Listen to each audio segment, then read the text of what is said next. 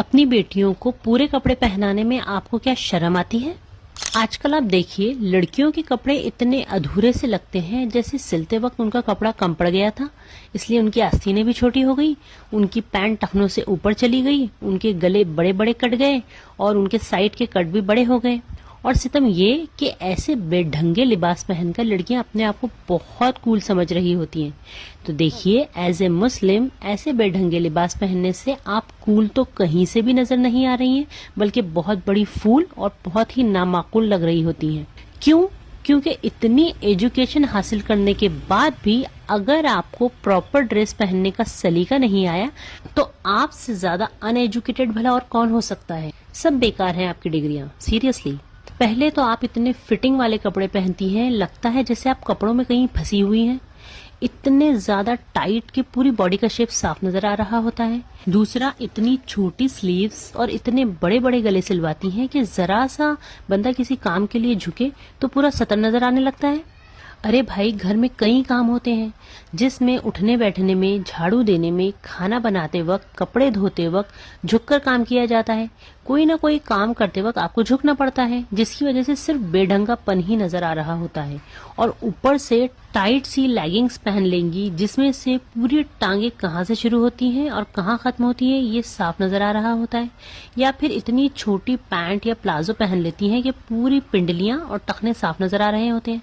Madam ने shirt में इतने लंबे लंबे कट्स रखे होते हैं कि चलने में साइड से पेट, पीठ, सीट और टांगे प्रॉपर नजर आ रही होती हैं। मतलब क्या ही बोलना, जब पहनने वालों को खुद ही बात समझ में नहीं आ रही है कि ऐसे कपड़े पहनकर क्या आप तहजीब याफ्ता नजर आ रही हैं, या घर के मर्द सारे अंधे हो गए हैं जो आपको इस तरह के बेढंगे कपड़ों में कुछ नहीं कहते। जबकि कुरान में आता है कि अपनी जीनत को जाहिर मत करो, यानी जो कुरान कह रहा है बिल्कुल उसके अपोजिट काम हो रहा है। कुरान आपको कुछ और तालीम दे रहा है और आप कुछ और ही फॉलो कर रहे हो। देखिए, हमें लगता है ये मामूली बातें हैं, घर में तो सब चलता है। अरे भाई, घर में बाप है, भाई है, चचा है, फूफा है, मामू है, कजिन सभी मौजूद होते हैं, सभी का आना जाना लगा होता है। ऐसे में आप इस तरह की गैर शाइस्ता ड्रेसिंग करोगी तो जाहिर सी बात है फितना फैलेगा। देखिए, आप अपने शोहर के सामने जो पहनना है पहनो, बट महरम में जो बाप, भाई और बाकी रिलेटिव्स आते हैं ना, उनके सामने भी आप बेढंगे कपड़े नहीं पहन सकती। अच्छे अच्छे मुहज्जिब घरानों की लड़कियां भी अब मॉडर्निज्म के चक्कर में अपने कपड़ों के मामले में एहतियात नहीं बरत रही। फिर तो किसी स्कॉलर ने क्या खूब कहा था, if exposure of body is modernism then animals are more modern than human. सुभान अल्लाह। ये जुमला तंजिया तौर पे कहा गया है उन लोगों के लिए जो अपनी बॉडी एक्सपोज करने को मॉडर्निज्म समझते हैं। अगर सिर्फ जिस्म की नुमाइश करना तरक्की यानी मॉडर्निज्म की अलामत है तो फिर जानवर इंसानों से ज्यादा मॉडर्न है, क्योंकि वो जानवर हैं, पूरा टाइम अपने जिस्म को बेनकाब रखते हैं।